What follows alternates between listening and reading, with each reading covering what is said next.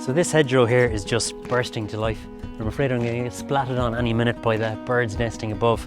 But it's a really good example. There's loads of native species, and we can see here the ivy and the hawthorn, and they provide really good shelter for nesting birds, really good as nesting sites, but also as well really important food source for not only birds but butterflies, bees and a range of insects. And the ivy in particular has berries late in the autumn and winter when the other food is scarce, and also hawthorn with haws in the winter, really important food source.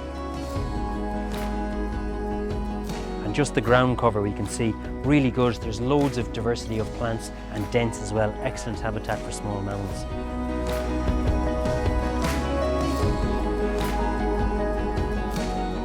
So as well as the hawthorn and the ivy here, there's loads of other native species around. So we have Scots pine, where all the rooks are nesting, there's silver birch, there's blackthorn, there's bramble, and we can see just the diversity of wildlife. We can hear the bird song, we can hear the bees buzzing in the background. So there's just so much going on here, and that's why native species are important, because they tend to support a lot more wildlife than non-native species, and our wildlife has adapted alongside these trees and these plants. And as well as these trees here, also species like holly, like spindle, like willow, like rowan, all really important species to have in your garden.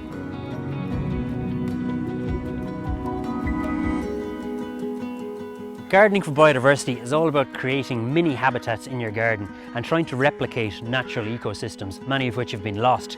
So the greater the diversity of mini habitats that you can create in your garden, then the greater diversity of wildlife that your garden will support and that you'll attract to come and live in your garden.